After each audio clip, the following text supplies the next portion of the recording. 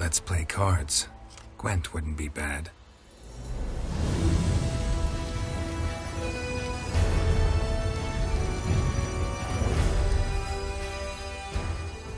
What's up, great boys and girls? Deka here with yet another Gwent tutorial video.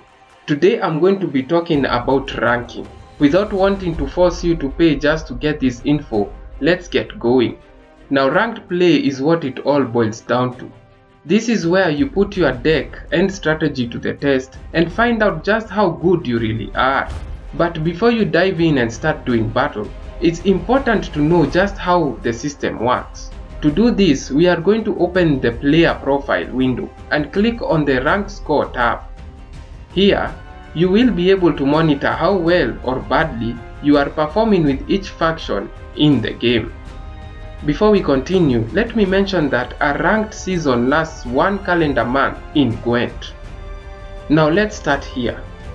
This number shows your position in your respective region. You can also view this position in your region's leaderboard, though they only display a maximum of 120 players. This of course means that I cannot see where I sit, as you can observe. Next, you will notice these 5 tiles bearing the game's faction logos with these numbers beside them. What do these numbers mean? Well, let's start with these crowns. This represents the current faction matchmaking rating, abbreviated as FMMR.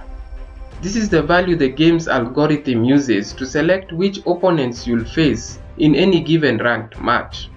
Since every faction has its own FMMR, the algorithm will not be concerned with your performance in any other factions during matchmaking. It will only look at the FMMR of the faction you wish to use for that particular match. You of course gain FMMR points when you win matches and lose them when you are defeated. I'll explain what determines how many points you gain or lose later on. Now, the FMMR resets at the beginning of every season. The value it resets to depends on how well you performed during the previous season, with the lowest value it can reset to being 1000 points. In conclusion, the FMMR determines who you are going to face in a given ranked match using that particular faction. Next on, we have this arrow here known as the peak FMMR. This number represents the highest FMMR you have been able to attain in the current season. This undoubtedly means that the number only changes when your FMMR exceeds it. I'll explain its function in a few. Next, we have these 2 cross swords known as match progress. Here you'll notice we have 2 numbers.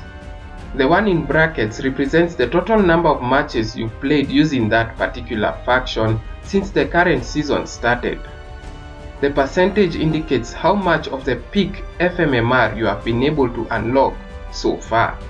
What does this mean? Well, for you to understand this, we need to move on to this number inside the faction tile. This is what is known as the faction score. It is calculated by multiplying the peak FMMR by the percentage of match progress. Please note that this percentage maxes out at 100. In order to get to that 100%, you need to play 25 matches with the respective faction during the ongoing season. In conclusion, the function of the peak FMMR and the percentage match progress is to determine the faction score. But what is the purpose of the faction score? Well, in order to understand that, we need to shift focus to the largest tile right here, representing your total ranked score. It is arrived at by adding up the faction scores of your 4 best performing factions. The faction with the largest score is placed in this section here as it does not contribute to your ranked score. This total ranked score has 2 functions. The first one being that it determines how many points you gain in or lose from your FMMR when you win or lose a ranked match. Naturally, if you win a match against an opponent with a higher rank score than yours, you'll gain more points than if you win against an opponent with a lower rank score. The second function of the ranked score is to determine your position in the leaderboard. It is therefore advisable to play ranked matches using different factions so as to increase your total ranked score as effectively as possible. That will be all for the ranked score window. Let's move on to the divisions of competitive play. Here, you'll notice two types of ranked play.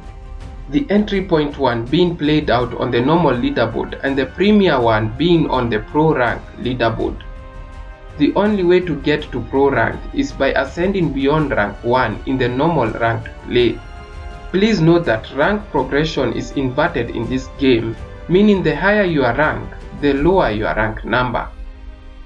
Despite having the obvious attraction of pitting you against the best players in the game, Pro Rank also offers the avenue to competing to CD Projekt Red's prestigious esports tournaments that are distributed throughout the year.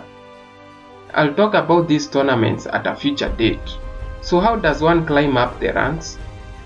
Every time you win a ranked match, you gain a piece of this mosaic right here. Please note that every rank has a different mosaic, but they all have one thing in common, and that is, they are all divided into 5 pieces. For you to advance to the next rank, you simply need to win 5 matches, which will allow you to collect and assemble all 5 pieces, completing the mosaic avatar and starting you off on the next rank's mosaic. But it's not as straightforward as it sounds. From rank 25 all the way to rank 15, you will lose a piece of the mosaic if you lose 2 matches in a row. From rank 14 going upwards, you'll lose a piece of the mosaic after a single defeat. It is not possible to drop ranks in the middle of the season, and so, if you lose all 5 pieces, you'll just be stuck with a blank mosaic until you start winning some matches. That's all about losing pieces, so let's talk about gaining them. As I mentioned earlier, you gain a piece of the mosaic every time you win a match. However, the game awards you with an extra piece if you manage to win 3 matches in a row before the start of a new day. This goes on up to rank 8. From rank 7 going upwards, winning streaks are no longer rewarded. Lastly, let me mention that every time a season begins, you drop down 5 ranks. This affects everyone except 2 groups of people. The first group is of the ones ranked 26 to 30. These players do not drop ranks. The second group is of the top 500 players in pro rank. These players do not lose their positions. Allow me to conclude the video at that, folks. Please stay tuned for the next one, in which I will discuss the various in-game rewards available in Gwent. Thank you so much for lending me your time. If you'd like to check out the game, please consider using my recruitment link in the description below. Otherwise, I have been your host, Deka, and until next time, always remember, whenever there's something strange in your neighborhood, always call the Witcher.